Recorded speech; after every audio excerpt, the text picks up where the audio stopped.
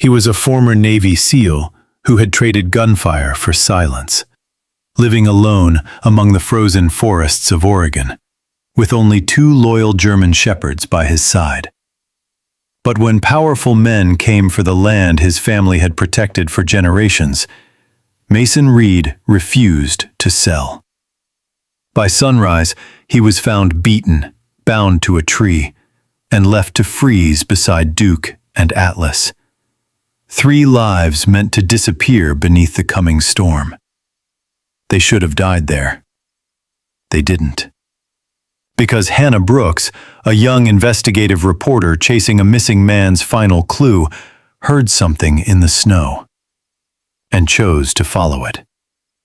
What she found would lead them beneath the mountain into a conspiracy designed to bury an entire town. Before we begin, tell us where you're watching from. And if this story moves you, please subscribe. The storm had not yet reached its full strength when Hannah Brooks crossed the last marked trail above Silver Creek. Snow moved through the Cascade Forest in thin, slanting sheets, gathering on her shoulders and filling the tracks behind her almost as quickly as she made them. The morning sky was colorless, the mountains hidden beneath a ceiling of low clouds. Every few minutes, the wind bent the fir trees and sent powder cascading from their branches. Hannah was 28, medium height and slender without appearing fragile. Her chestnut brown hair had been pulled into a practical braid, though damp strands had escaped and frozen against her flushed cheeks. Green eyes moved constantly between the trail, the trees, and the hand-drawn markings in the notebook she carried beneath her coat. People often mistook her quietness for hesitation.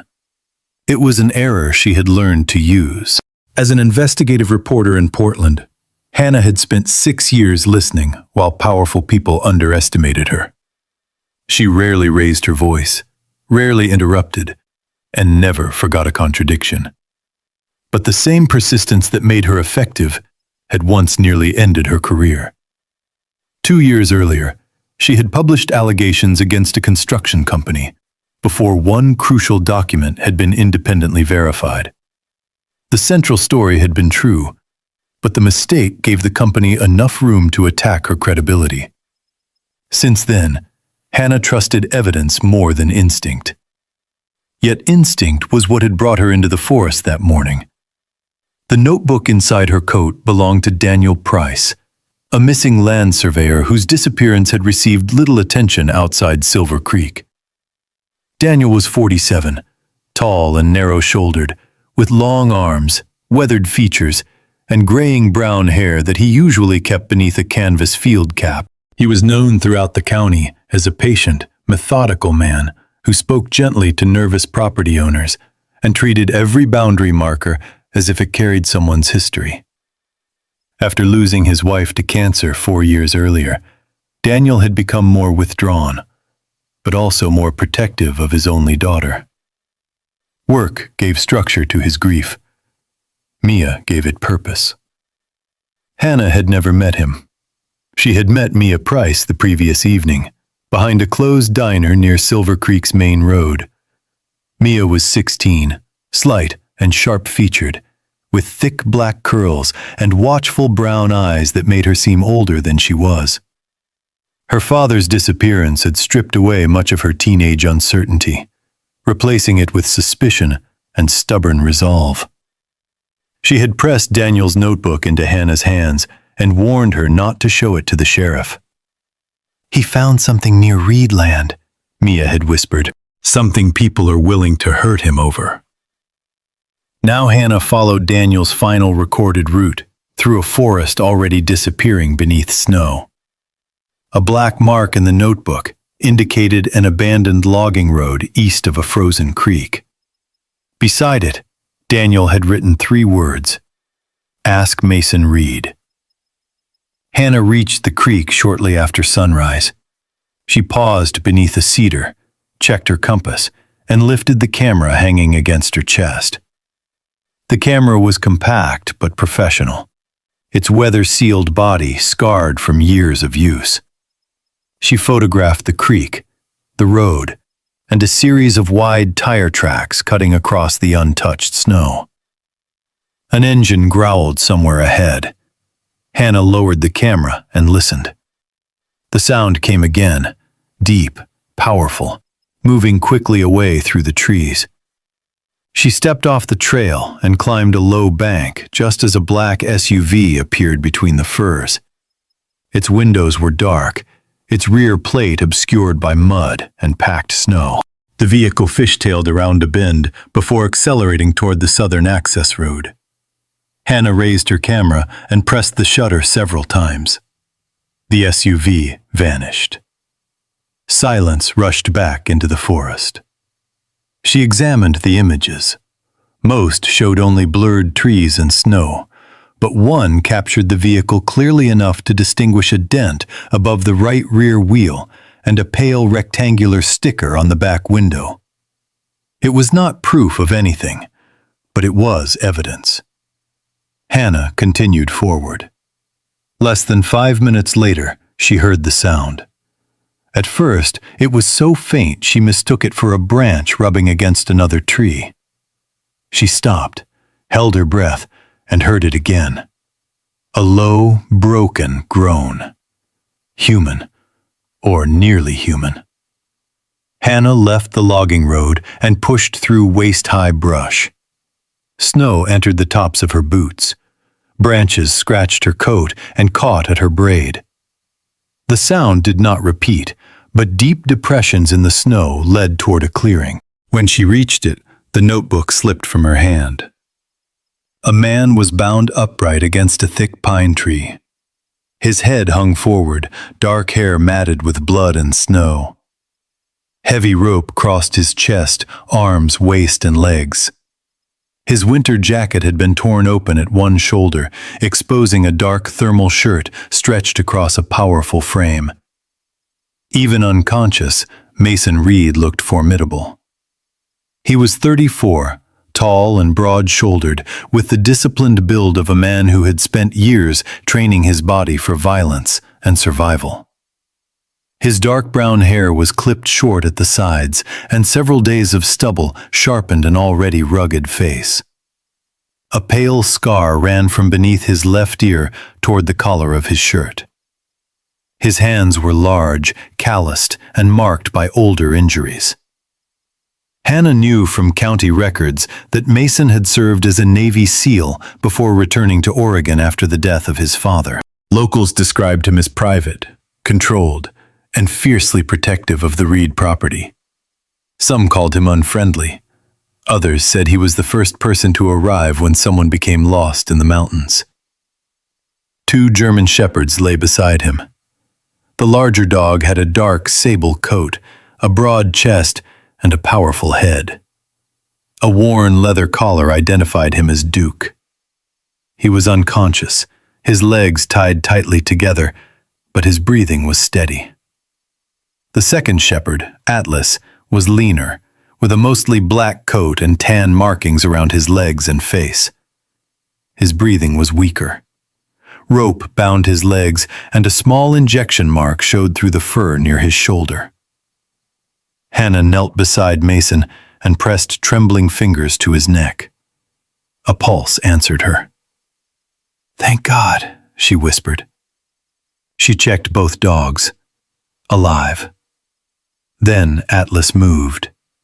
His eyes opened only halfway, unfocused and glassy.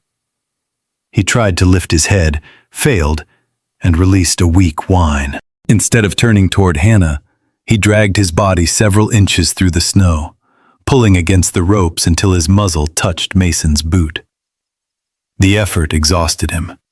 His head dropped, but he remained pressed against his owner. Hannah felt fear turn into anger. Someone had restrained all 3, drugged them, and left them where the storm could erase everything. She scanned the clearing. Several boot prints led toward the logging road. Empty plastic packaging lay near the tree, along with the cap of a medical syringe. No voices came from the forest, but the black SUV could not have been gone long. Hannah removed a utility knife from her pack and began cutting. The rope around Mason's wrists was thick and professionally knotted. Ice had hardened the fibers, forcing her to saw through them one strand at a time. Her gloves became slick with melted snow and blood. "Stay with me," she said, though Mason could not hear her. After freeing his arms, she searched his jacket for identification and found a phone in an inner pocket. The screen was cracked but still lit. There was no signal. A message remained open, written but never sent. "Grace, I know you're angry. I should have called sooner. Something is wrong near the North Ridge. If I don't come back..." The message ended there. Grace Reed was Mason's younger sister, a 31-year-old emergency medical technician in Silver Creek. Hannah had seen her name in local records. A photograph on Mason's lock screen showed a strong-looking woman with auburn hair standing beside him at a family funeral. They were close enough for grief to bind them, yet distant enough for Mason to leave an apology unfinished. Hannah put the phone safely inside her coat. She freed Duke and Atlas next, rubbing their legs to restore circulation. Neither could stand. A wooden sign, half buried near the edge of the clearing, pointed toward an old ranger station less than half a mile north. Hannah had noticed the building on Daniel's map. Half a mile might as well have been 10. She found a discarded canvas tarp near the logging road and tied it to 2 fallen branches, creating a crude sled. Mason came first. Moving him required every ounce of strength she had. Twice she fell to her knees. Once she thought she heard an engine and froze beside him, waiting for men to emerge from the storm. No one came. She returned for Duke, then Atlas. The smaller shepherd was barely conscious, but when Hannah lifted him onto the tarp, he struggled until she positioned him beside Mason. Only then did he become still. By the time Hannah dragged Atlas through the ranger station doorway, snow was falling hard enough to erase the surrounding trees. She closed the door, secured it with a rusted metal bar, and stood in the darkness listening to 4 uneven breaths. Her own, Mason's, Duke's, and Atlas's. Outside, the SUV's tracks were disappearing. Inside, 3 lives remained. And Hannah understood that whoever had left them to die would eventually realize they had failed. Mason Reed returned to consciousness without opening his eyes. Pain arrived first, a deep ache behind his right temple, followed by burning pressure in his shoulders and wrists. Cold had settled into his muscles, but the wooden floor beneath him was dry, and the wind sounded distant, trapped somewhere beyond solid walls. He slowed his breathing and listened. A fire crackled weakly. Fabric shifted near the opposite side of the room. An unfamiliar person was breathing nearby. Mason kept his body still while his mind reconstructed the final moments he remembered. Duke growling toward the North Ridge, Atlas circling behind him, 3 masked men emerging from the trees, and a needle driven through his jacket before his legs stopped obeying him. He remembered fighting until someone struck him from behind. After that, there had been only snow. His right hand moved a fraction. No ropes. His wrists were swollen and raw, but free. Mason opened his eyes and immediately searched for his dogs. Duke lay near the stone fireplace, his large, sable body wrapped in an old wool blanket. Atlas rested several feet away, breathing unevenly but steadily. Both were unbound. Relief struck Mason so sharply that it nearly exposed him, but years of military discipline forced the emotion back beneath control. He turned his head and found a woman kneeling beside an open backpack. Hannah Brooks had removed her wet coat and draped it over a broken chair near the fire. Beneath it, she wore a dark sweater and weather-stained hiking pants. Her chestnut braid had nearly come apart, leaving damp strands around her pale face. She was attempting to clean a deep scrape across her palm with water from a metal bottle. Both hands were red, swollen, and cut in several places. Mason shifted onto one elbow. The floorboard creaked.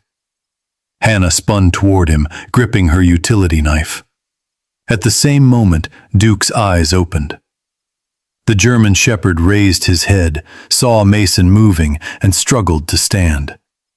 His legs trembled violently, but he forced himself upright and positioned his body between Mason and Hannah. A low growl rolled from his chest. It was not aimed at his owner. Duke stared at Hannah, uncertain whether she was rescuer or threat. "Easy, Duke," Mason said. His voice was rough, barely more than a rasp. The dog's ears moved toward him, but he remained in place. Hannah slowly placed the knife on the floor. "He woke up about 20 minutes ago," she said. "He's been watching me ever since." Mason pushed himself into a sitting position, ignoring the dizziness that blurred the room. He was inside an abandoned ranger station no larger than a hunting cabin. Snow covered the single window, and a rusted bar had been lowered across the door. The fire was made from broken chair legs and pages torn from an outdated trail guide. "Who are you?" he asked. "Hannah Brooks, investigative reporter." The answer sharpened his suspicion. "Why were you on my land?"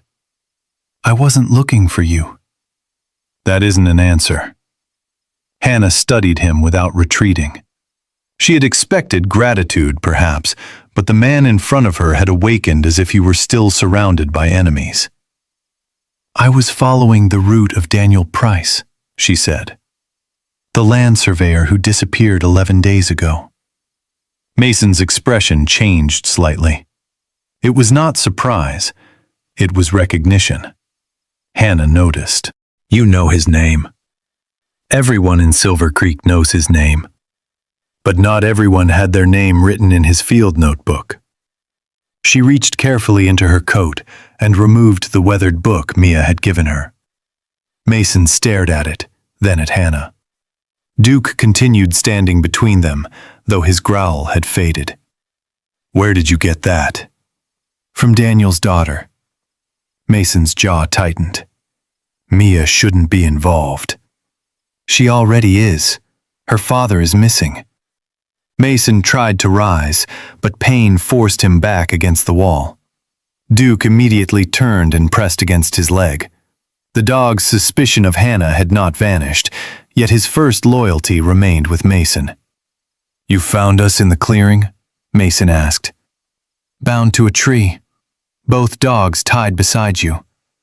Hannah showed him the pieces of frozen rope she had collected. "I cut you loose and dragged all three of you here."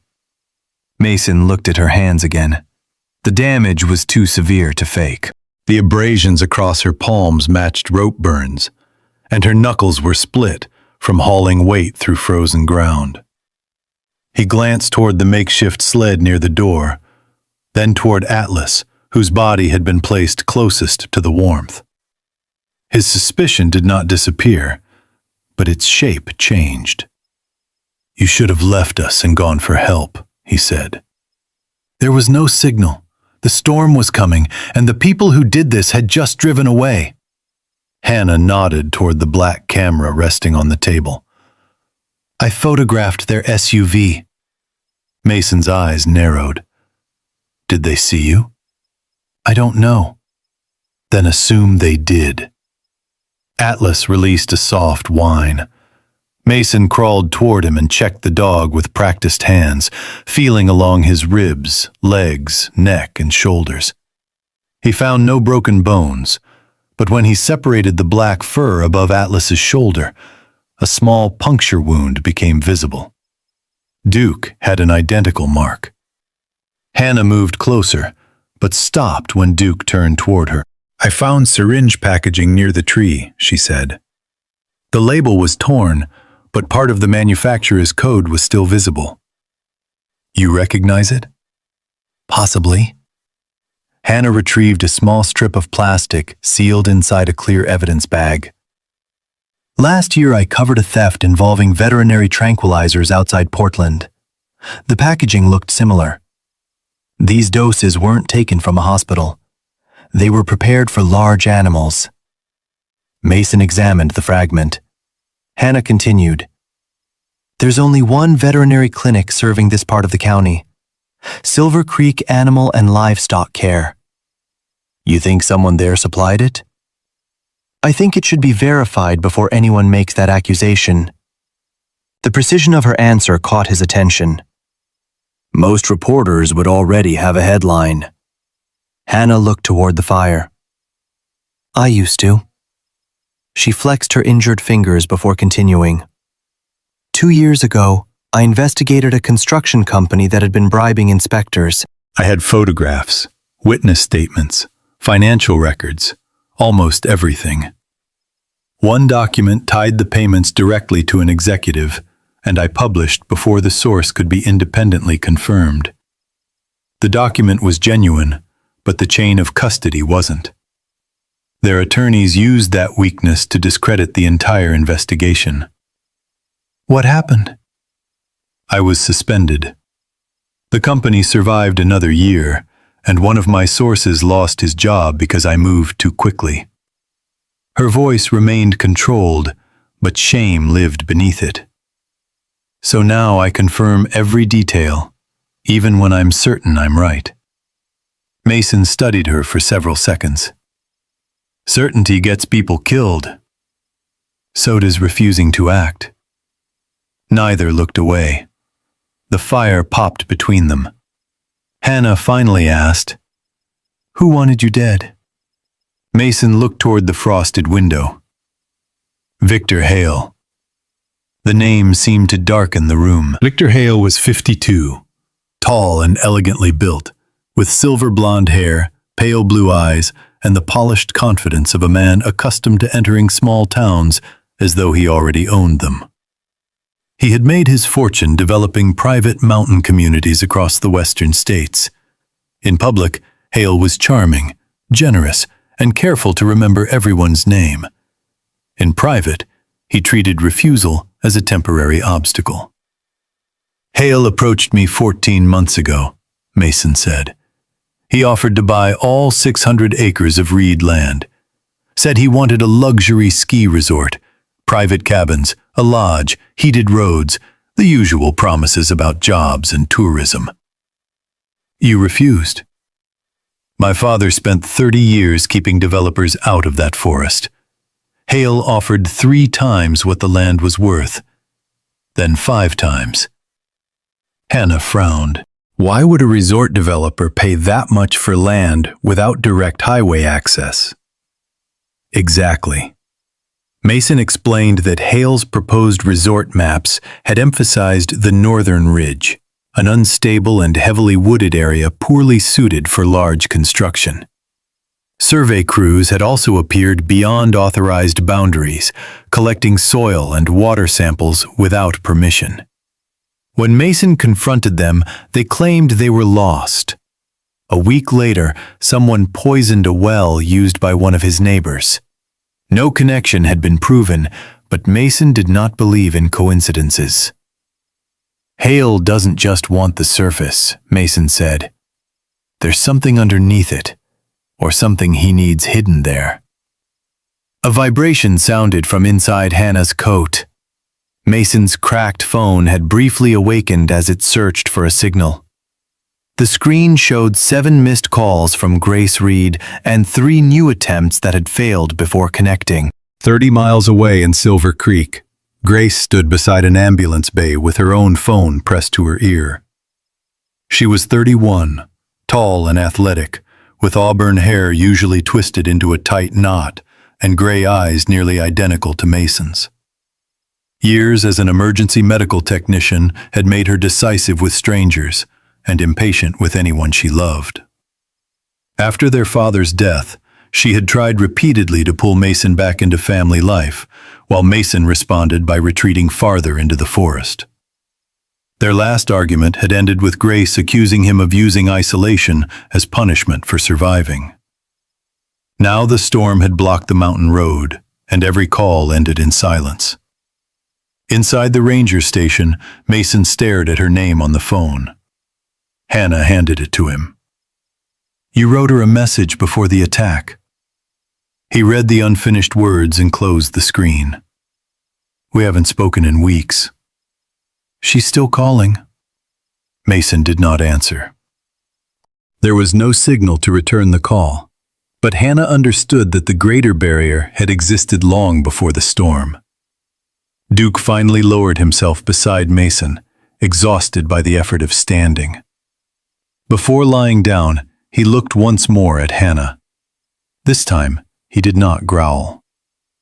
Hannah added another piece of wood to the fire while Mason covered Atlas more securely. They were still strangers, separated by suspicion, history, and the possibility that armed men were searching the forest. Yet the evidence lay plainly around them: severed ropes, injured hands, drugged dogs, a photographed SUV, and an unfinished apology trapped inside a broken phone. "When the storm weakens, we contact Grace first," Hannah said.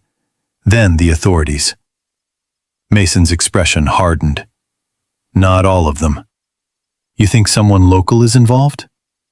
"Hale knew exactly where I would be and when I would be alone." He looked at the barred door. "That means someone gave him information." Hannah nodded slowly. No accusation, no premature conclusion. Only another fact to verify. Outside, snow pressed heavily against the ranger station, cutting them off from Silver Creek. Inside, Mason rested one hand on Duke and the other on Atlas, while Hannah guarded the fire. Neither trusted the other completely, but for the moment, they no longer faced the storm alone. The storm weakened shortly after noon, not ending so much as drawing a careful breath. The wind dropped from a howl to a low murmur around the ranger station, and the snow beyond the window settled into a pale, shifting haze. Mason stood near the door, testing the strength in his legs, while Hannah packed the torn syringe wrapper, photographs, and Daniel Price's notebook into separate waterproof bags. Neither of them believed the calm would last. Duke had recovered enough to walk without collapsing, though stiffness remained in his hind legs. Atlas was weaker, favoring his left side, but his eyes had regained their sharp awareness. Mason watched both dogs closely. Drugged or injured, German shepherds often tried to hide weakness when they sensed danger, and he knew loyalty could drive them past what their bodies should endure. "We stay inside until they're stronger," Hannah said, noticing his hand on the door bar. "That was the plan," Mason replied. Duke suddenly lifted his head. His nostrils widened as he tested the air leaking through a crack behind the fireplace. Atlas reacted a second later, turning toward the rear wall. Their ears rose in perfect alignment. Mason's posture changed immediately. "What is it?" Hannah asked. "A scent they recognize." Duke crossed the room, moving slowly but with purpose. He sniffed along the floorboards, then stopped at the rear corner, where cold air entered beneath the wall. Atlas joined him and began scratching weakly at the wood. Mason crouched beside them. The dogs were not reacting with the frantic curiosity of animals tracking food. Their bodies were tense, tails held low, eyes fixed beyond the wall. "Chemical," Mason said after leaning close to the gap. "Faint, but it's there." Hannah smelled only damp timber and smoke until the wind shifted. Then a thin metallic odor reached her, clean and bitter, unlike gasoline or rotting vegetation. Mason removed the bar from the door. "We check the perimeter and come straight back." Hannah lifted her camera. "I'm going with you." "You can barely close your hands." "And you can barely stand." Mason looked at her, found no sign that she intended to reconsider, and handed her a spare length of rope. They stepped into a world nearly erased. Snow reached Mason's knees in places, and the forest beyond the station stood silent beneath heavy white branches. The break in the storm gave them less than 100 yards of visibility. Duke moved behind the building with his nose close to the ground. Atlas followed, limping but determined. The scent trail curved toward a rise covered with young fir trees.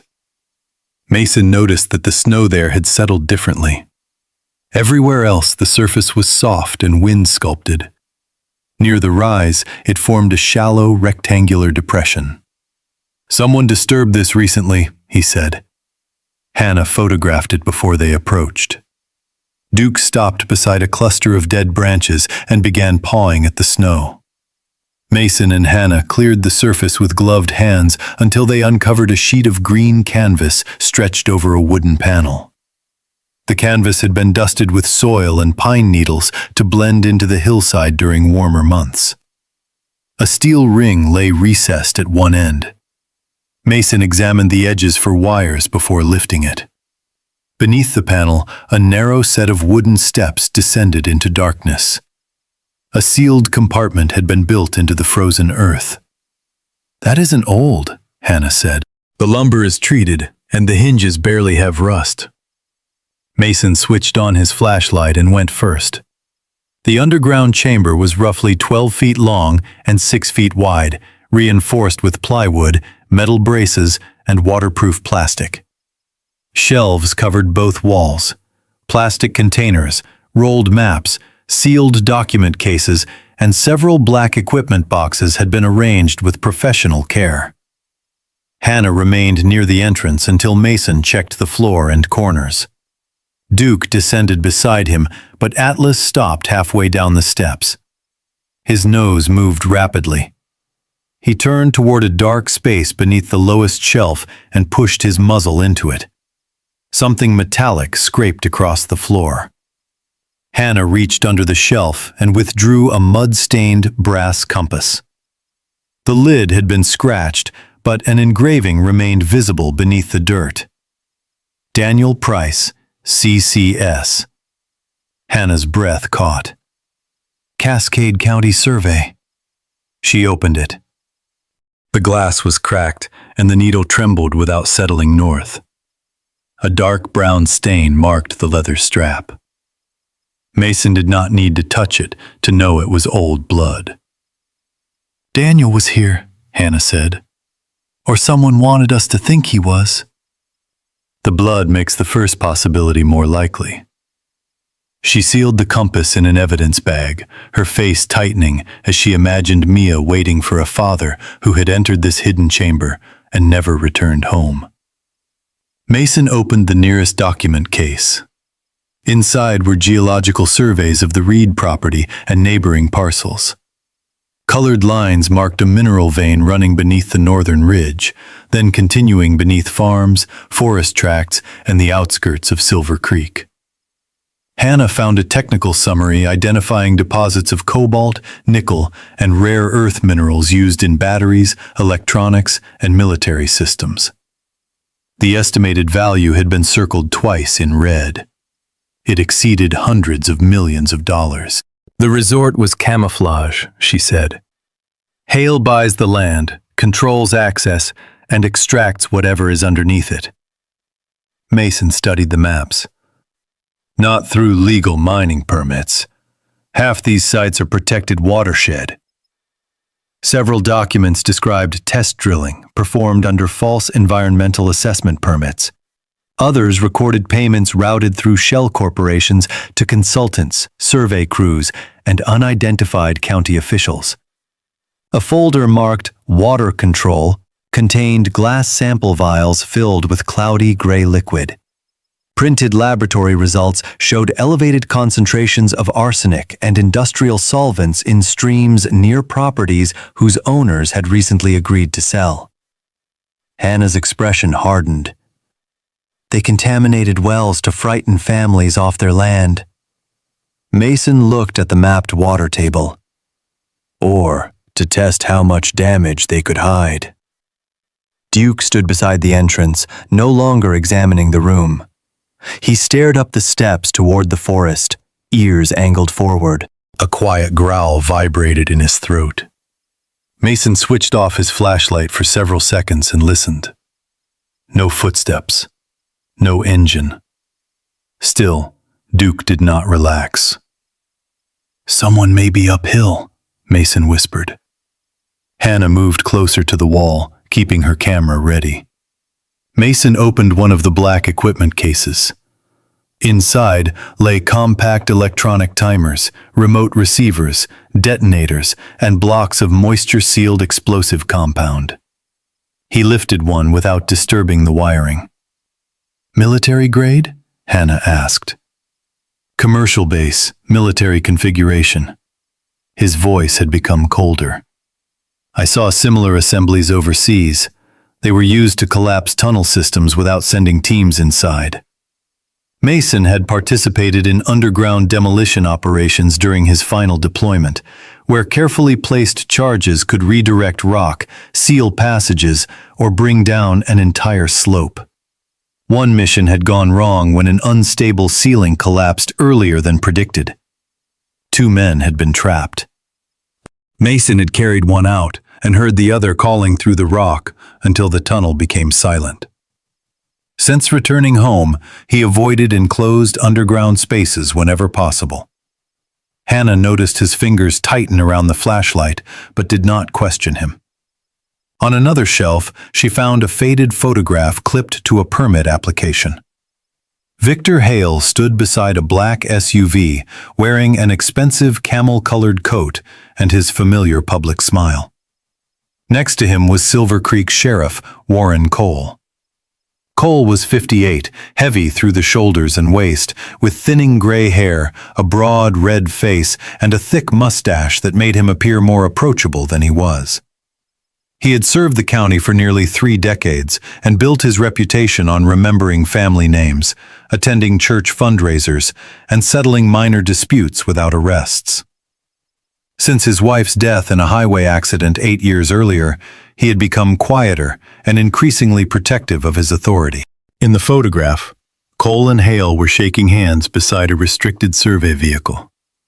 The date printed on the back was 6 months before Hale publicly announced any interest in Silver Creek.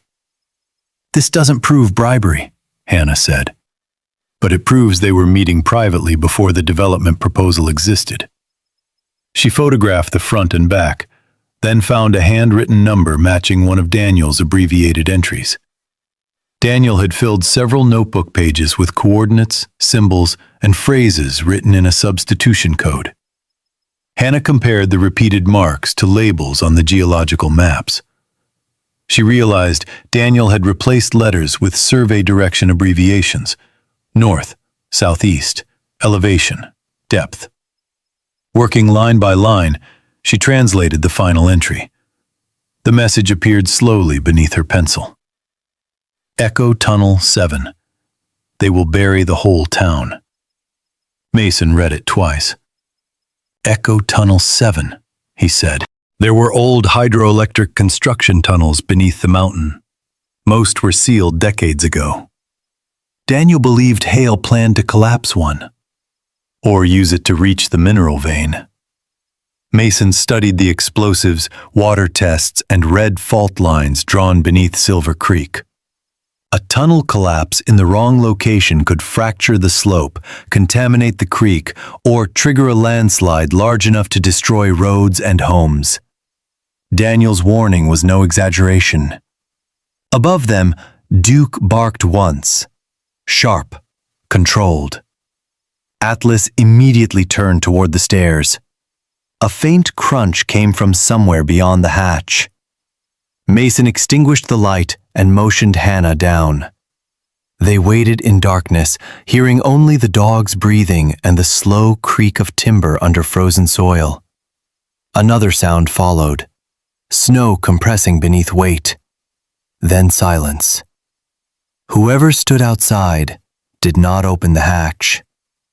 After nearly a minute, the wind rose again and swept loose powder across the hill. Mason climbed high enough to look through the narrow opening. The forest appeared empty, but Duke remained fixed on the northern slope. "We've seen enough," Mason said. Hannah finished photographing the shelves while he returned every item to its original position. They took only copies of several documents, the compass, and one sealed water sample, enough to preserve evidence without making the compartment look disturbed. Before closing the hatch, Hannah photographed Daniel's warning beside the tunnel map. Outside, fresh snow had already softened their tracks. Near the tree line, Mason found one deep boot print that did not belong to either of them. Its edge was sharp, recent.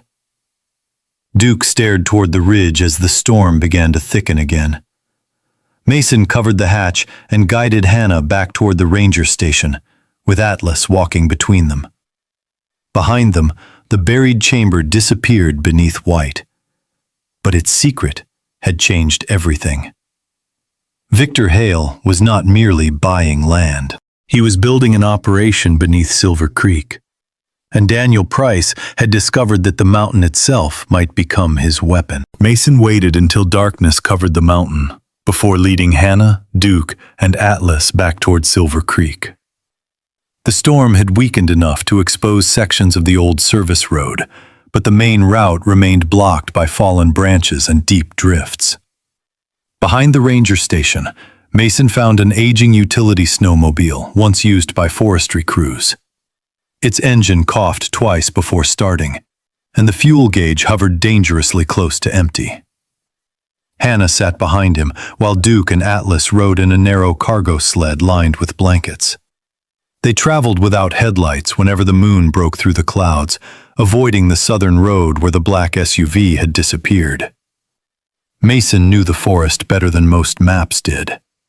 He guided them through abandoned logging paths, across a frozen drainage channel, and down a ridge overlooking Silver Creek. From above, the town appeared peaceful. Rows of warm windows, smoke rising from chimneys, and Christmas lights still hanging across Main Street. But after seeing the hidden chamber beneath the snow, Mason no longer trusted peaceful appearances. Someone in Silver Creek had known his movements. Someone had helped Victor Hale reach his land. They entered town through an alley behind the volunteer medical clinic shortly after midnight.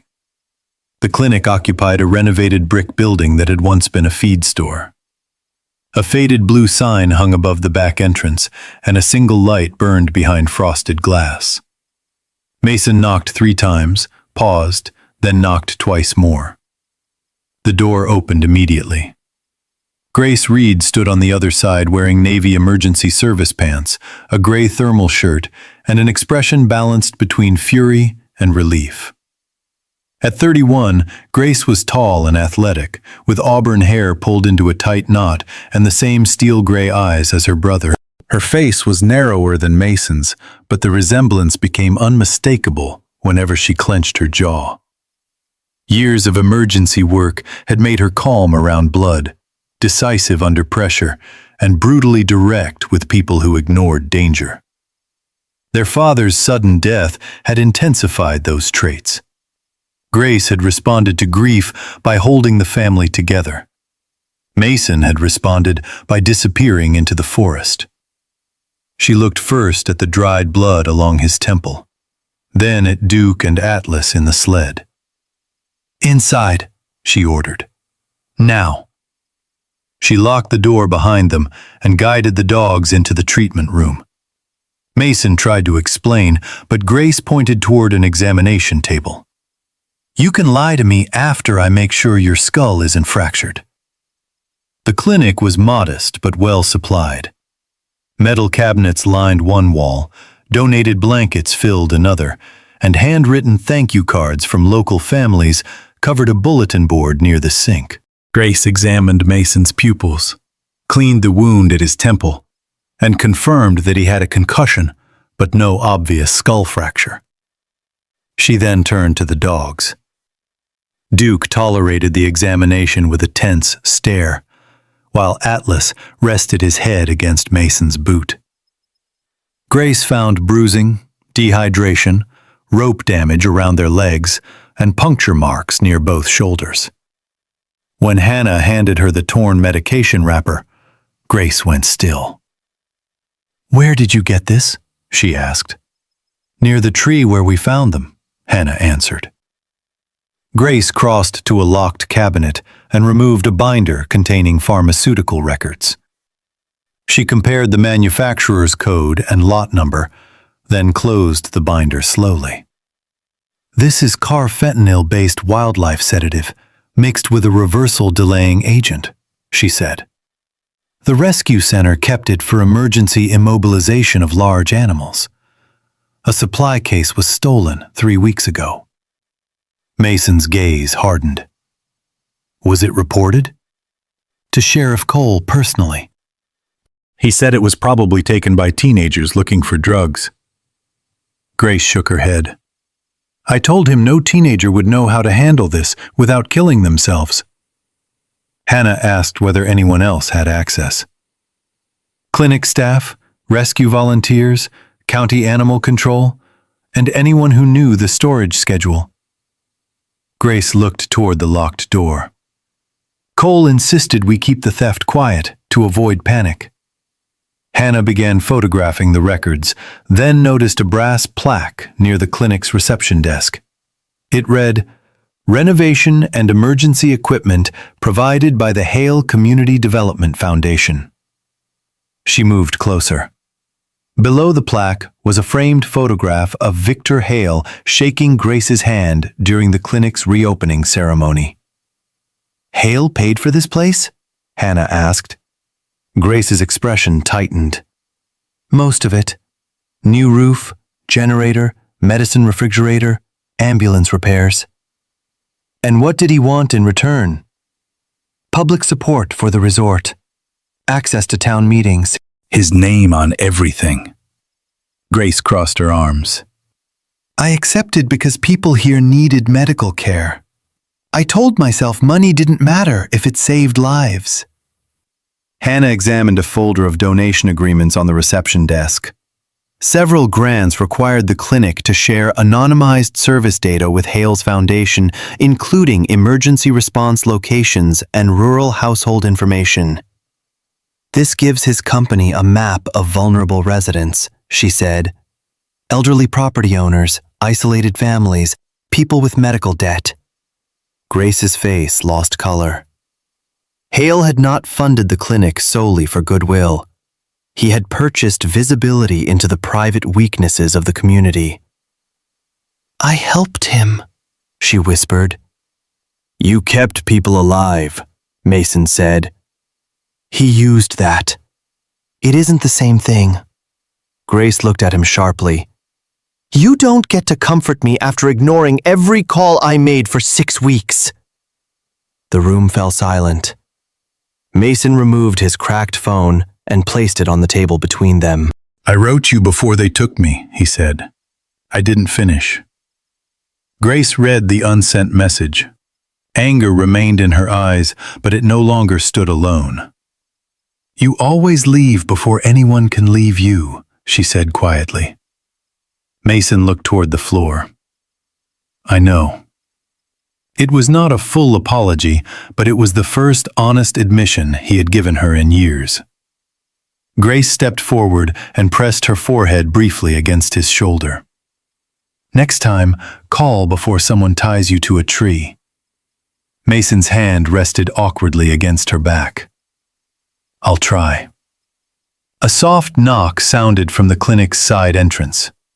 Grace reached for a medical flashlight as if it were a weapon, but a woman's voice whispered Mason's name through the door. Grace admitted Deputy Sheriff Sarah Collins. Sarah was 39, compact and strong, with short black hair, brown skin, and a narrow scar cutting through her left eyebrow. She had served in Silver Creek for 11 years and was known for speaking carefully, listening longer than most officers, and refusing favors that came with invisible conditions. Her guarded nature had been shaped by an early case in which a senior officer dismissed a domestic violence victim who was later nearly killed. Since then, Sarah had distrusted comfortable assumptions and superiors who discouraged questions. Snow dusted the shoulders of her uniform jacket. She closed the door and looked directly at Mason. "Cole told the department you left town voluntarily," she said. "He also ordered deputies away from the North Ridge." Hannah placed the photograph from the hidden chamber on the examination table. Sarah studied the image of Cole shaking hands with Victor Hale months before the resort proposal became public. "I've seen deposits into an account controlled by Cole's brother," she said. "Every payment came from contractors connected to Hale. I copied what I could, but financial suspicion isn't enough for an arrest." "The hidden storage site is enough," Mason said. "Not unless we can connect Hale and Cole directly to the explosives, contaminated water, and Daniel's disappearance," Sarah replied. "Cole controls evidence intake. If I bring him anything incomplete, it disappears, and so might we." She agreed to help quietly, but insisted they needed evidence that could survive outside the county. Original documents, recorded orders, identifiable witnesses, or digital files showing the chain of command. "Until then," she warned, "this town is not safe. Not the station, not the roads, and probably not this clinic." Another figure emerged from the dark hallway near the supply room. Mia Price had been hiding there since Grace received Hannah's message through an unreliable emergency radio channel. The 16-year-old looked smaller than Hannah remembered, wrapped in an oversized green coat with Daniel's old canvas cap pulled over her black curls. Exhaustion shadowed her brown eyes, but fear had not weakened her determination. She held her father's backup phone in both hands.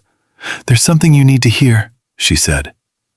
Mia opened a saved voicemail recorded the night Daniel disappeared. Wind distorted much of the message, but his voice remained recognizable, gentle, breathless, and frightened. "Mia, I found the entrance beneath the old hydroelectric route. Echo Tunnel 7. The maps are wrong.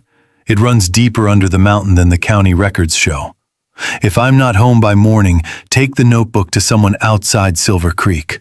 Don't trust—" The recording ended with a metallic crash. Mia stared at the screen. "I told him to keep investigating," she whispered. "He wanted to stop after someone followed him home. I said people would lose everything if he stayed quiet." Hannah knelt in front of her. "Daniel made his own choice. Because I pushed him. Because he believed the truth mattered," Hannah said. "That is not your guilt to carry." Mia's composure broke, and Grace drew her into a careful embrace. Near dawn, Hannah finally sat on the floor beside the treatment room wall. Exhaustion pressed against her harder than the cold had. Duke crossed the room slowly, paused in front of her, and lowered himself against her leg. For the first time, he chose her without Mason's command. Hannah rested her scratched hand against his thick coat. Across the room, Mason noticed but said nothing. Atlas slept beneath a blanket. Grace monitored his breathing.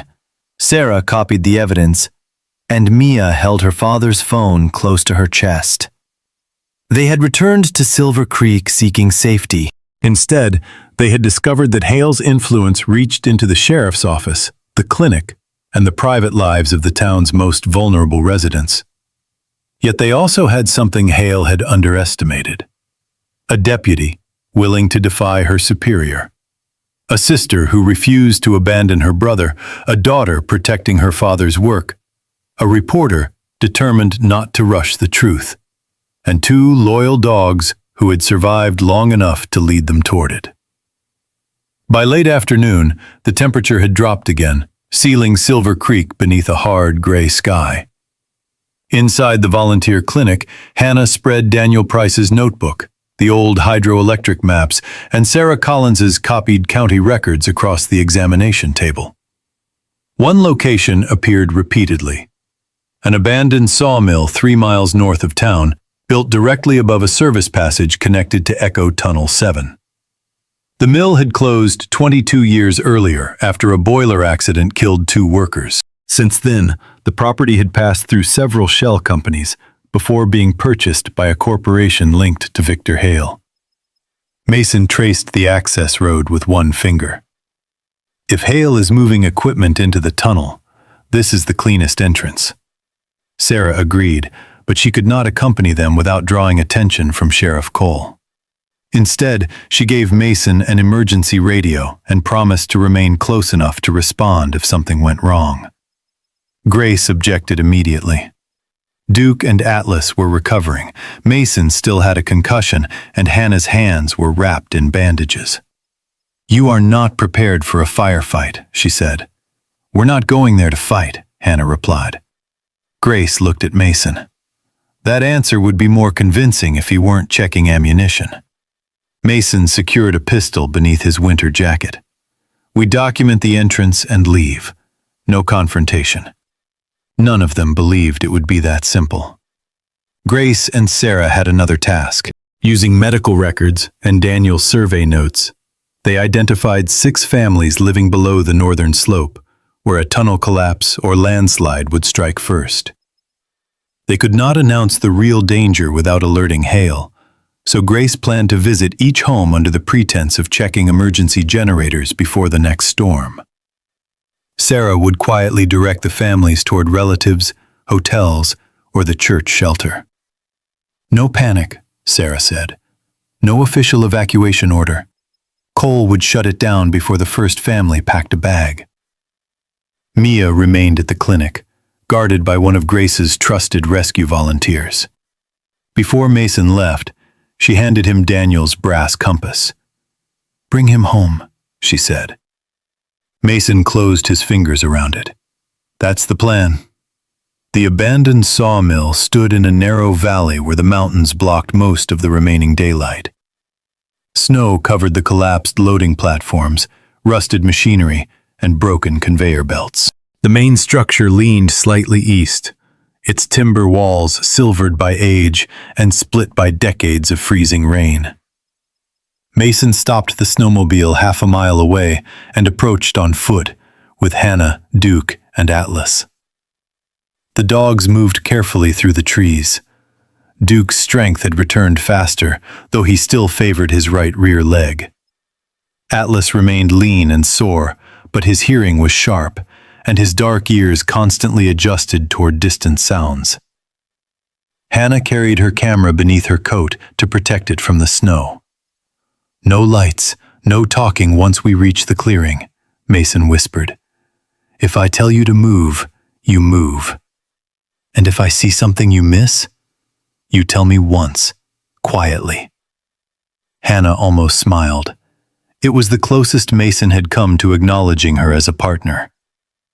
They reached the edge of the sawmill property as snow began falling again. Fresh tire tracks led through a gap in the fence. Mason counted at least 2 vehicles, possibly 3. There were no visible guards, but a faint line of smoke drifted from a vent near the rear building. Duke stopped abruptly, nose raised. Atlas looked not toward the ground but upward. His body stiffened as he stared at the sawmill roof. Mason followed the dog's gaze and saw a dark shape pressed behind a broken chimney.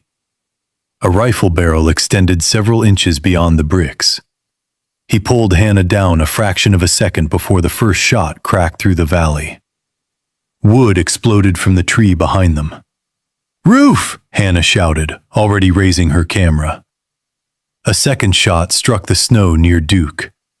Mason fired once toward the chimney, forcing the hidden shooter to withdraw. Then movement erupted across the mill. 2 men emerged behind a stack of frozen lumber, while another crossed between the loading sheds. The ambush had been prepared in advance. Mason pushed Hannah behind an overturned steel cart and sent Duke around its left side with a hand signal. Atlas remained close, tracking the roof. Mason did not try to overpower the attackers directly. He used the snow, shadows, and ruined machinery to break their line of sight. He moved low through an old drainage channel, fired at exposed wood to force one gunman back, then struck a hanging chain with a bullet. The chain dropped across the passage with a violent metallic crash, separating two attackers from the third. Hannah filmed from behind cover, capturing the men, their weapons, and the black SUV parked inside the loading bay. Through her camera lens, she saw one attacker circling toward Mason. Before she could warn him, Duke surged from behind the lumber stack and drove his shoulder into the man's legs. The gunman fell backward, his rifle sliding across the ice. Duke planted both front paws against his chest and bared his teeth inches from the man's face. The attacker froze. Above them, Atlas barked sharply. The rooftop shooter had crawled along a broken beam to gain a new angle on Hannah. Mason saw the movement and fired into the timber beside the man's hand. The beam splintered. The shooter lost his balance and crashed through a weakened section of roof, landing hard on a pile of rotting boards inside the mill. His rifle discharged as he fell.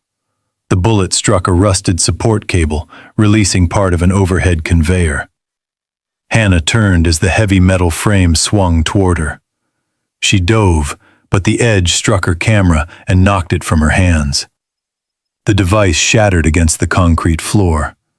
Its lens broke free and the rear screen went black. A fourth gunman emerged from the loading bay and grabbed Hannah by the coat. He was younger than the others, perhaps 26, with a narrow face, a patchy blonde beard, and frightened blue eyes. His hands trembled despite the weapon he held. He looked less like a professional killer than a desperate man who had taken dangerous work for money. Hannah drove her elbow into his ribs, but he held on. Mason turned toward them, unable to fire without risking her life. Duke released the man beneath him and charged. He struck Hannah's attacker from the side, tearing the weapon from his grip and sending him into the snow. Mason reached them seconds later, forced the man onto his stomach, and secured his wrists with plastic restraints. "Name," Mason demanded. "Evan Rusk," the man gasped. Evan was a former drilling assistant from Eastern Oregon, whose small business had collapsed after an accident left him with medical debt. Hale's contractors had offered fast money and promised that no one would be hurt. His anxious manner and hollow cheeks suggested he had stopped believing that promise long ago. A cry came from inside the mill. The rooftop shooter had landed beneath broken machinery, and a metal support pinned his lower leg. Blood spread through his pants. Hannah found the camera body, pulled open the damaged battery compartment, and removed the memory card. It appeared intact. Then she heard the wounded man again. Mason caught her arm.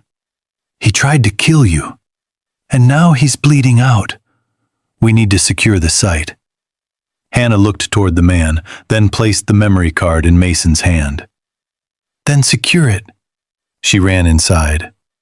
The injured shooter was in his late 30s, thick-set, with a shaved head and a tattoo climbing his neck. His face had gone pale from blood loss. Hannah used a fallen wooden beam as leverage, lifted the support enough to pull his leg free, and tightened a strap above the wound. The man stared at her in disbelief. "Why are you helping me?" "Because your choices don't decide mine." From the doorway, Mason watched her work. Until that moment, he had respected Hannah's courage, but questioned whether her loyalty belonged to people or to the story. She had just abandoned the most valuable footage of her career to save a man who had fired at her. Something in Mason's guarded expression changed. Trust, once impossible, finally found a place to begin. The remaining attackers retreated into the forest when they realized the ambush had failed. Mason did not pursue them. He searched Evan and found a black access card bearing the Hale Development logo and the designation Echo 7 service level. Inside Evan's jacket was a compact digital recorder. Hannah pressed play.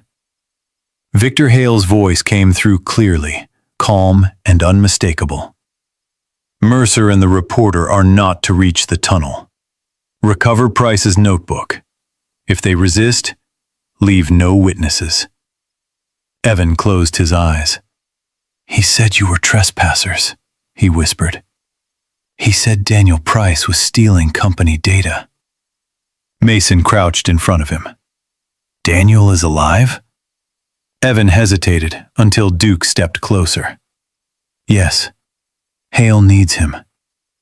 There's an encrypted geological archive inside the tunnel. Price changed the access code before they took him. Hale can't open the files without him. The radio on Mason's belt crackled. Sarah's voice came through in fragments. 3 families moved. Grace is taking the last 2. Cole is asking questions. Mason answered only that they had found evidence and a living witness. He did not mention Daniel over the radio. Hannah retrieved the broken camera and confirmed that although the body was destroyed, the memory card had survived. They now possessed footage of the ambush, an access card, Hale's recorded order, and a witness who knew Daniel Price was alive. As darkness settled over the sawmill, Mason looked toward the steel service door hidden behind the loading bay. The access panel beside it glowed faintly beneath the snow. Somewhere beyond that door, Echo Tunnel 7 descended into the mountain. Daniel was alive inside, or had been recently. Mason placed the access card in his pocket, but did not open the door. Not yet. The wounded needed treatment. The evidence needed protection. And Hale now knew they had survived. Chapter by chapter, the truth was narrowing the distance between them and the mountain. For the first time, however, Mason no longer believed he had to face it alone. The steel service door beneath the abandoned sawmill opened with a mechanical groan that echoed deep into the mountain. Mason used the access card taken from Evan Rusk, then waited while the locking bolts withdrew one by one. Behind him, Hannah secured the surviving memory card inside a waterproof pouch beneath her coat. Duke stood at Mason's left side, alert despite his injuries, while Atlas pressed his nose toward the widening darkness. Sarah had arrived minutes earlier through the rear access road to take custody of Evan and the wounded gunman. She had warned them that Sheriff Cole was searching the northern highway and that Grace had nearly completed the quiet evacuation of the threatened families. Mason could have waited for federal support, but Daniel Price was alive somewhere inside Echo Tunnel 7, and Victor Hale now knew the ambush had failed. Every delay gave Hale more time to move Daniel or trigger the explosives. The tunnel beyond the door descended at a shallow angle, its concrete walls stained by decades of groundwater.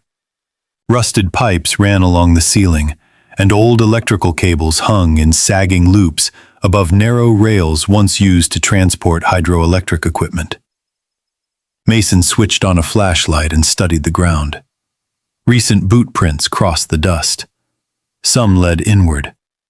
None returned. "Stay between the dogs," he told Hannah. "If the lights go out, touch the wall and follow my voice." Hannah heard the change in his tone. It was quieter than usual, stripped of emotion, as though Mason were issuing instructions to someone under fire. She nodded without questioning him. The steel door closed behind them, cutting off the snowstorm and sealing them inside the mountain.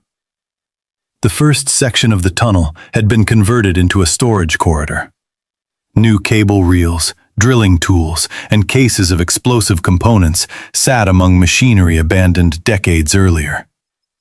Red arrows painted on the walls directed workers toward numbered branches. Echo Tunnel 7 was not a single passage, but a network extending beneath the northern ridge.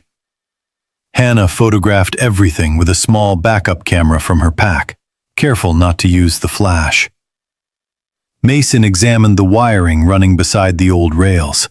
It was newer than the equipment around it and connected to small junction boxes placed at regular intervals.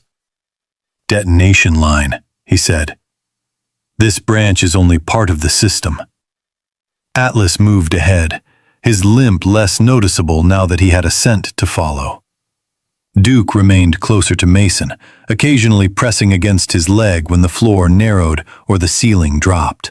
They passed a faded warning sign listing structural hazards and reached a chamber containing geological computers, locked filing cabinets, and a portable generator. Hannah searched the desk while Mason checked the exits. Beneath a stack of drilling reports, she found a scanned newspaper article printed nearly 15 years earlier. The byline stopped her cold. Thomas Brooks. Thomas had been Hannah's father, a broad-faced man with dark curls, heavy eyebrows, and the permanently ink-stained fingers of an old-fashioned newspaper reporter. He had been patient with strangers, but relentlessly demanding of institutions. Hannah grew up watching him spend evenings checking names, dates, and public records long after editors told him a story was finished. He died from a heart condition when she was 19, leaving behind boxes of notebooks and a belief that facts mattered most when powerful people wanted them forgotten. The article described a mining tunnel collapse in eastern Oregon that killed 4 contract workers. The company responsible had been called North Star Mineral Development. Victor Hale had served as its vice president of acquisitions. Investigators blamed unstable rock, but Thomas had written that workers reported unauthorized blasting during the week before the collapse. The investigation ended after critical engineering records disappeared. "My father knew about Hale," Hannah whispered. Mason looked at the photograph accompanying the article. A younger Victor Hale stood beside the mine entrance, already wearing the composed expression of a man confident that consequences belonged to someone else. "Hale learned how to bury evidence a long time ago," Mason said. Hannah folded the article carefully and placed it inside her evidence pouch. The discovery did not feel accidental. Daniel had collected it because he understood Hale's present plan was built on an older crime. A faint sound traveled through the tunnel. 3 metallic taps, followed by silence. Atlas froze. His ears turned toward a side passage blocked by a steel partition. A few seconds later, the tapping came again. 2 weak strikes this time. Atlas ran toward the wall and scratched at its lower edge. Mason found a narrow maintenance door hidden behind stacked insulation panels. It was locked from the outside with a heavy chain. He cut it using a bolt tool from the equipment chamber. The door opened into a cramped service room illuminated by a single emergency lamp. A man lay against the far wall with one wrist chained to a pipe. Daniel Price was thinner than the photograph Hannah had seen. At 47, he had once been tall and narrow-shouldered, with the wiry strength of someone who spent most days walking difficult terrain. Captivity had hollowed his weathered face, deepened the lines around his eyes, and left his graying brown hair hanging unevenly across his forehead. A dark beard covered his jaw, and bruises marked one side of his face. Yet his eyes remained observant. Even exhausted, Daniel looked first at the dogs, then at Mason's hands, then at Hannah's evidence pouch, measuring who they were before allowing himself relief. His cautious, methodical nature had once made him a trusted surveyor. After losing his wife to cancer, it had become the discipline he used to protect Mia and survive his grief. "Mia sent you," he said when he recognized his notebook beneath Hannah's coat. "She did," Hannah answered. "She's safe." Daniel closed his eyes for a moment. The tension in his body loosened, but guilt quickly replaced it. "I should have stopped when they followed me home." "Mia thinks she pushed you into continuing," Hannah said. "She didn't. Tell her that. I made the choice." Mason broke the chain and gave Daniel water in controlled sips. Atlas pressed close to the surveyor, and Daniel placed a shaking hand against the dog's neck. "You heard me," he whispered. Atlas remained beside him, as though guarding a recovered member of the group. Once Daniel could stand with support, he explained what Hale had built beneath Silver Creek. The mineral vein was valuable, but extracting it legally would require environmental reviews, public hearings, and years of litigation. Hale intended to avoid all of that. Charges had been placed along a natural fault running beneath the northern slope. A carefully controlled detonation would destabilize the rock and trigger a massive landslide. Homes near the mountain would be destroyed or declared unsafe. Water lines and access roads would disappear. Hale's companies would then purchase condemned properties for almost nothing, while the collapse buried the illegal drilling sites, contaminated samples, and equipment hidden inside the tunnels. "He plans to make it look like the storm caused it," Daniel said. "A natural slope failure after weeks of snow." Hannah thought of the families Grace and Sarah were moving out of their homes. When? Soon. They brought the final remote receivers in yesterday. Daniel led them to a service panel behind the room. Inside, several wires had been cut, crossed, and reconnected through an older relay.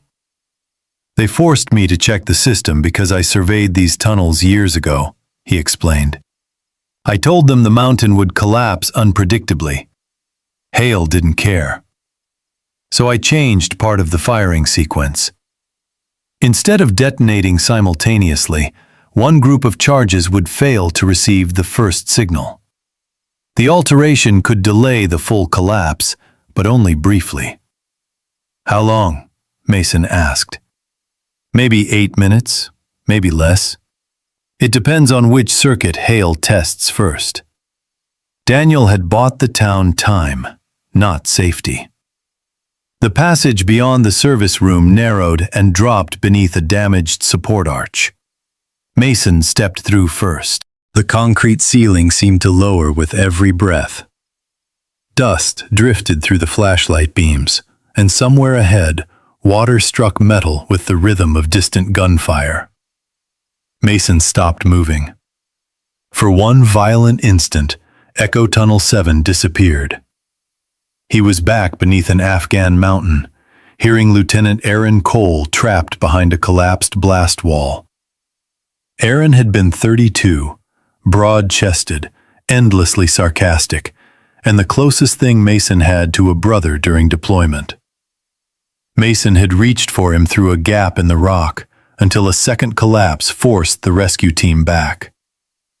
Aaron's final words had followed Mason home. "Don't let them lose anyone else." Mason's breathing shortened. His chest tightened as if the mountain were pressing directly against it. Hannah said his name, but he could not answer. Then Duke moved in front of him and pushed his heavy head firmly against Mason's chest. The German shepherd held it there, grounding him with warmth, weight, and the steady rhythm of his breathing. Mason placed both hands in Duke's fur. Concrete replaced memory. The dripping water returned. Hannah and Daniel waited without speaking. After several controlled breaths, Mason straightened. "I'm here," he said quietly.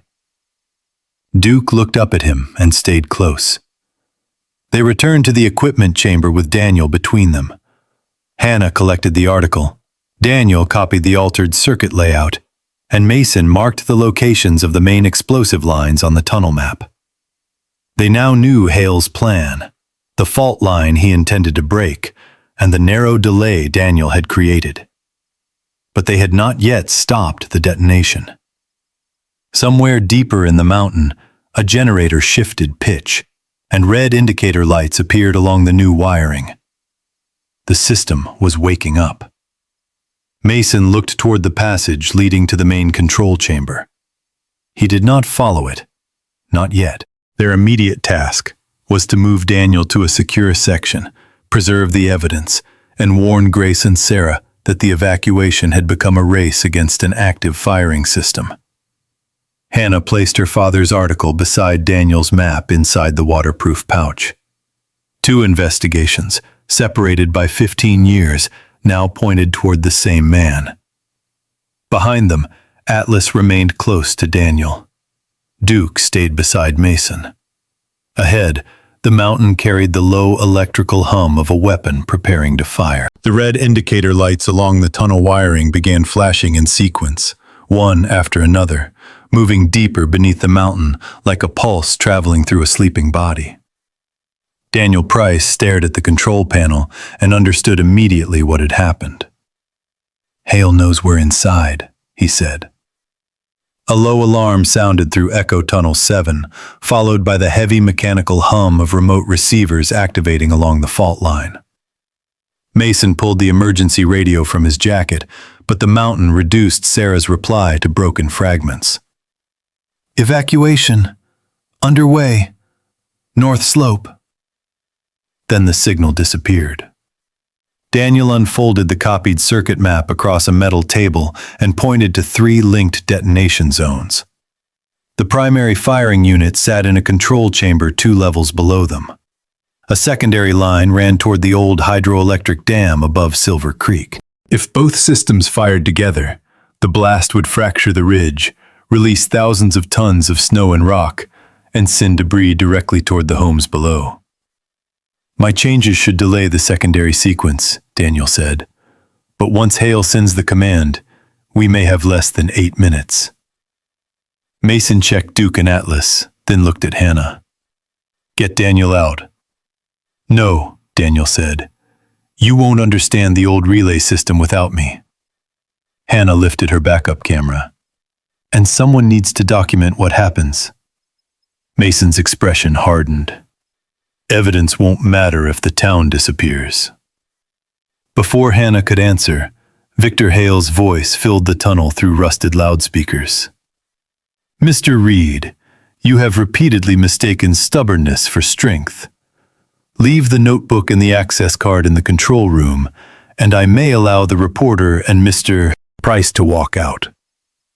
His voice remained smooth and composed, as though he were negotiating across a polished conference table rather than preparing to destroy a town. Hannah looked toward a maintenance terminal connected to the tunnel's internal network. A signal icon glowed on the screen. Hale's engineers had installed a private wireless connection to monitor equipment remotely. She connected her phone, opened a live broadcast through her newspaper's emergency account, and placed the device beside the loudspeaker. "Keep talking," she whispered. At the lower end of the tunnel, Mason and Daniel reached the primary control chamber. New digital equipment had been mounted over the original hydroelectric panels, with bundles of colored wire feeding into 3 sealed detonator boxes. A countdown appeared on the main screen. 6:47. Daniel opened the first panel and located the relay he had altered. "If we cut the wrong line, it bypasses the delay and fires immediately." Mason studied the configuration. The system resembled demolition networks he had encountered overseas, but Hale's technicians had built redundancies to prevent simple disconnection. "We have to isolate the receiver before interrupting the firing circuit," he said. Hannah followed them into the chamber, still broadcasting Hale's voice. "You cannot save those people," Hale continued over the speakers. "The slope is unstable. The official report will blame the storm. The county will declare the properties uninhabitable, and everyone will accept compensation. In 5 years, Silver Creek will be richer than it has ever been. After you bury their homes and Daniel's evidence," Hannah said loudly. There was a pause. Hale had not realized she was transmitting. "History remembers results, Ms. Brooks, not the discomfort required to produce them." Hannah watched comments and viewer numbers multiply across her phone screen as her editor shared the live feed with state authorities and federal investigators. Hale's confession was no longer trapped inside the mountain. Above Silver Creek, Grace Reed drove the clinic ambulance from house to house while Sarah Collins directed vehicles toward the Western County Road. Grace's auburn hair had come loose beneath a wool cap, and exhaustion darkened her gray eyes, but she refused to slow down. Families who had trusted her with illnesses, births, and emergencies followed without demanding explanations. Mia Price stood in the passenger seat with Daniel's original survey map spread across the dashboard. She traced old forestry lanes and drainage routes her father had marked years earlier, guiding residents away from bridges and roads lying beneath the predicted slide path. "Take Miller Road, then turn behind the church," she told Grace. "The county route crosses the fault zone." Mia's hands trembled, but her voice did not. Helping the town escape gave her fear a purpose. At the sheriff's office, Warren Cole learned that Sarah had ignored his orders and that Hannah's broadcast was spreading online. He removed cash, documents, and a handgun from his desk, then attempted to leave in an unmarked patrol vehicle. He reached Main Street before a group of residents recognized him. An elderly rancher whose contaminated well had forced him to sell his property parked a snowplow across the road. Two shopkeepers blocked the opposite lane with pickup trucks. Cole stepped from the vehicle and ordered them to move, but no one obeyed. For years they had treated him as the law. Now they saw only a frightened man trying to escape the consequences of betraying them. Sarah arrived minutes later and placed him under arrest while Grace continued the evacuation. Back inside the mountain, the countdown reached 4 minutes. Duke suddenly left Mason's side and ran toward a drainage passage. Atlas followed, barking sharply. Daniel looked at the circuit diagram. The secondary charge line. It shouldn't run through there. Mason understood that Hale had hidden another explosive device beyond the documented system, one designed to rupture the dam even if the main fault charges failed. He sent Daniel with the dogs while he remained at the control panel. Hannah followed halfway, filming as Duke and Atlas tracked the chemical scent through knee-deep runoff. They found the secondary explosive pack wedged behind a concrete support near the dam's pressure channel. A blinking receiver showed less than 3 minutes. Daniel crawled toward it, but a tremor passed through the tunnel as a preliminary charge detonated somewhere above. Rocks fell from the ceiling. Atlas threw himself against Daniel, knocking him away from the largest fragment. The stone struck Atlas across the shoulder, and the dog collapsed with a cry. Daniel pulled him clear while Duke stood over both of them, barking toward the unstable ceiling. Atlas tried to rise and failed, but his breathing remained strong.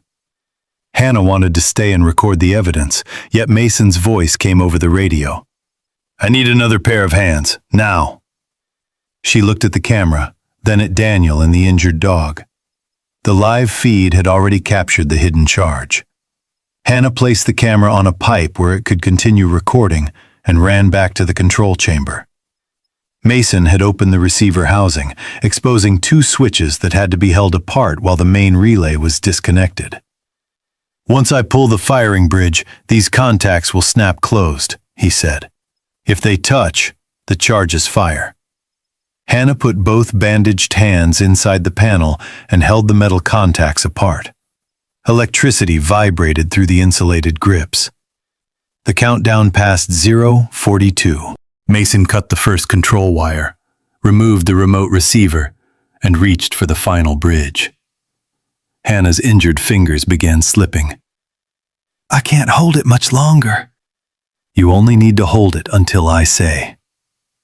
At the dam passage, Daniel used his knowledge of the old electrical system to reroute the secondary receiver into a dead circuit. Duke remained beside Atlas, refusing to leave him. The main countdown reached 10 seconds. Mason pulled the firing bridge free. A spark jumped across the panel. Hannah's right hand slipped, and the contacts moved toward each other. Mason caught one with the handle of his knife while she forced the other back. 3, 2. Daniel tore the secondary lead from its relay. 1. The display froze, flickered, and went black. Silence spread through the tunnel. No blast followed. The mountain remained standing. Mason had barely released his breath when gunfire struck the control room door. Victor Hale had entered through a private access shaft and was retreating toward the sawmill entrance. Mason pursued him through the service corridor, leaving Hannah to help Daniel and the dogs. Hale emerged into the snow, wearing a long charcoal coat over expensive winter clothes. At 52, he was tall, silver-haired, and physically fit, with pale blue eyes and a controlled expression that had persuaded investors, officials, and frightened landowners to trust him. For the first time, that control was cracking. He raised a pistol as Mason stepped from the tunnel. Mason moved before Hale could fire, striking his wrist and driving him into the snow. Hale fought with the desperation of a man who had always hired others to absorb consequences for him. Mason disarmed him and held him down, but did not strike again. "You destroyed everything for land you could never own," Hale spat. "No," Mason replied. "You destroyed yourself because you believed everyone had a price." Sarah arrived with her weapon drawn just as federal vehicles entered the sawmill road behind her, their lights cutting through the falling snow. She secured Hale's wrists and informed him that his statements had been broadcast live and preserved by multiple news organizations. Daniel emerged from the tunnel, supported by Hannah. Duke walked beside them, while Atlas was carried carefully in a canvas sling, conscious but injured. The ridge remained scarred, unstable, and filled with evidence, but Silver Creek still stood below it. The mountain had awakened, yet the people Hale intended to bury had survived long enough to watch him fall. The first sunrise after the arrests revealed a Silver Creek that was shaken but still standing. Snow covered Main Street, the clinic roof, and the homes beneath the northern ridge. But the mountain had not fallen.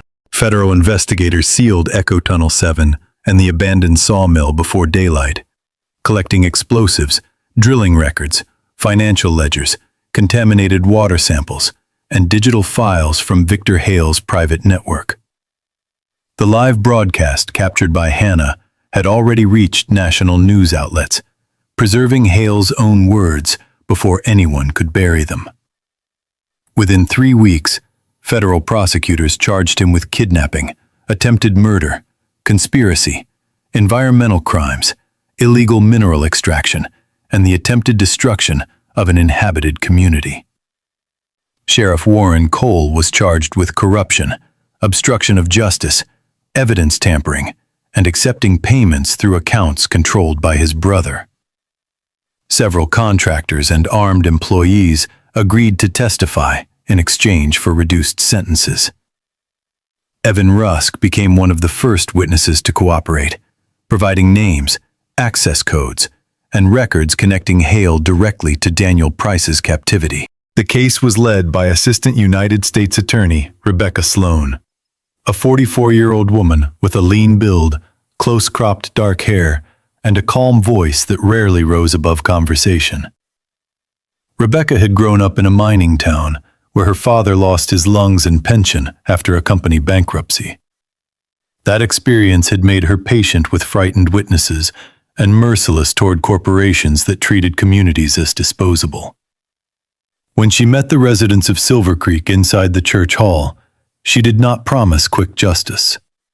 She promised that every document would be examined, every witness protected, and every stolen acre traced. Daniel Price spent 4 days in the hospital before returning to town.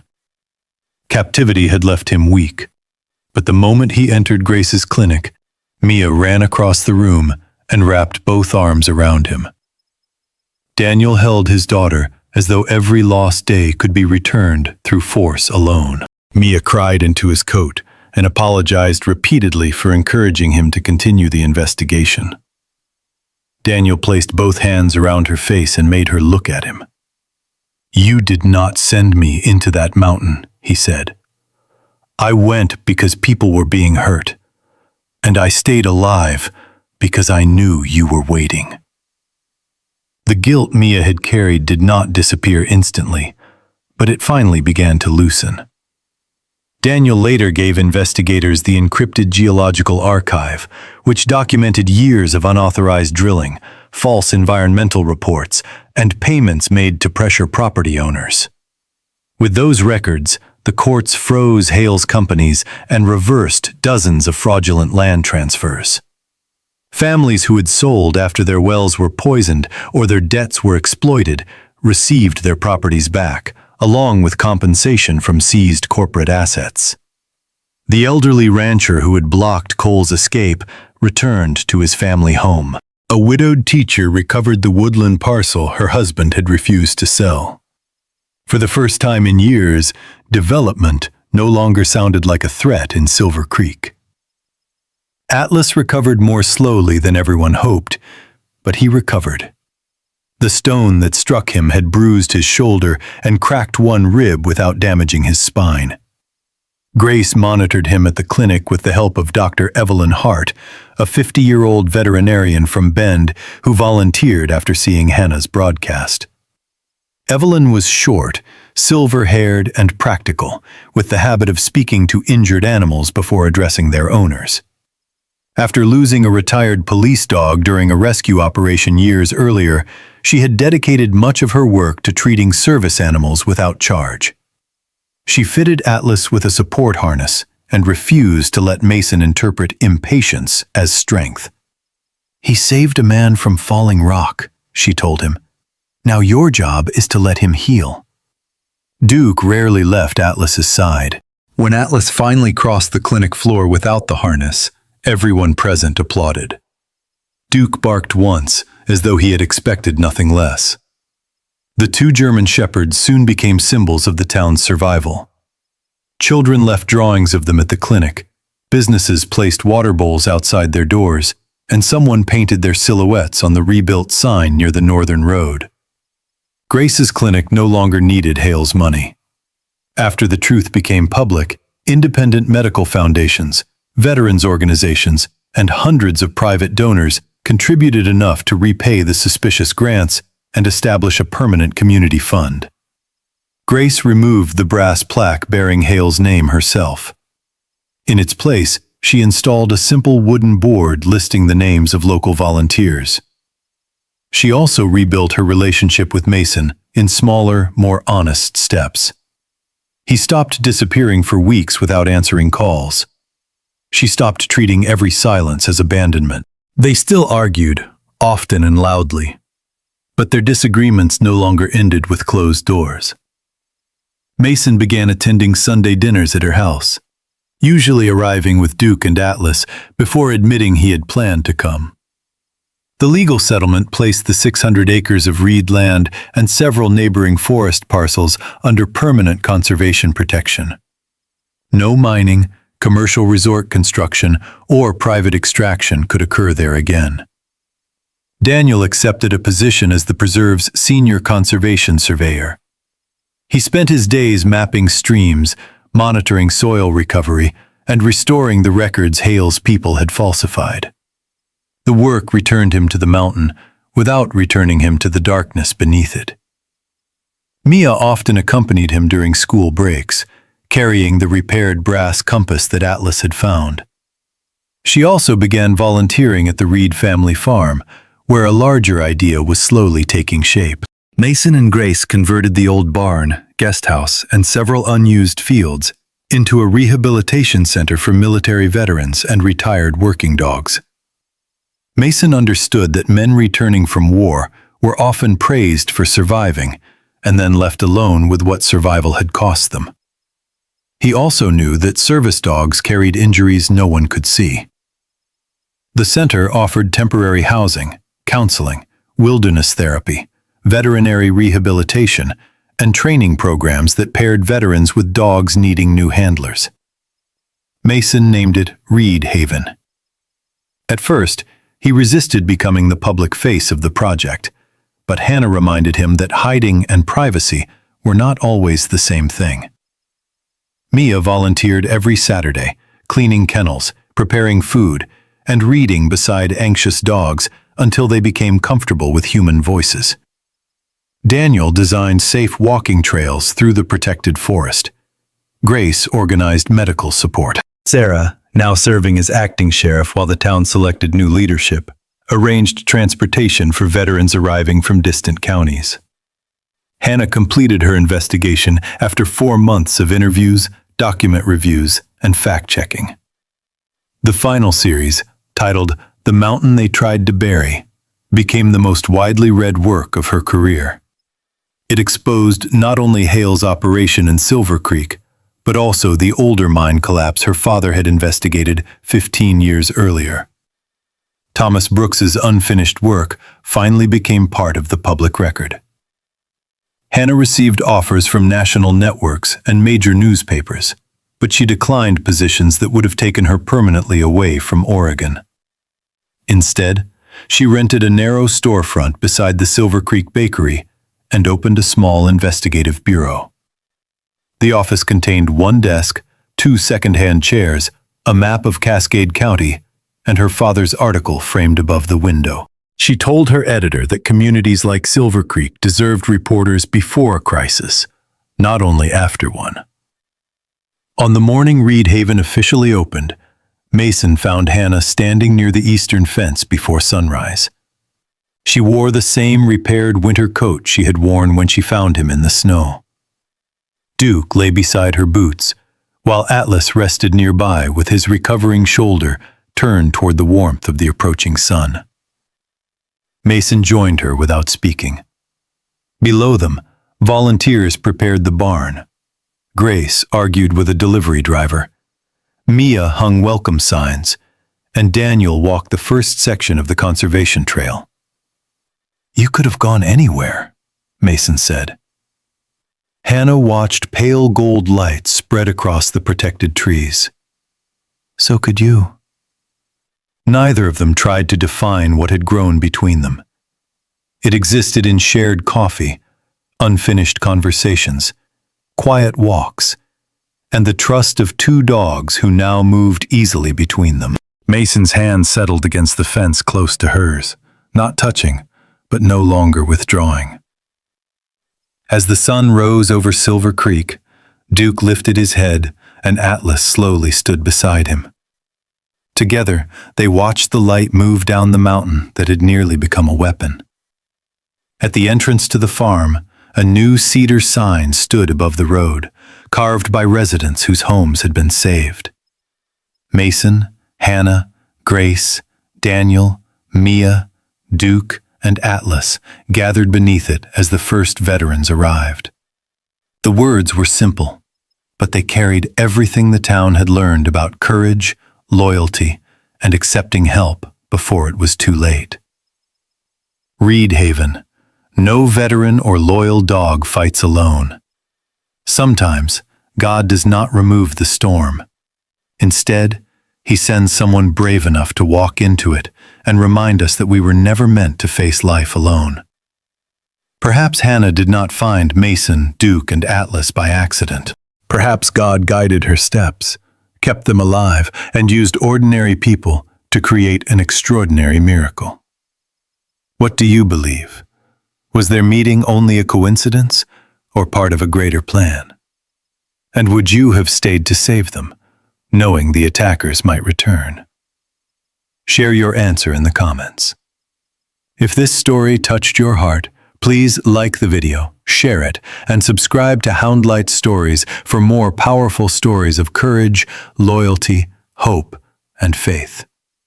May God protect you and guide you home, even through your darkest storm.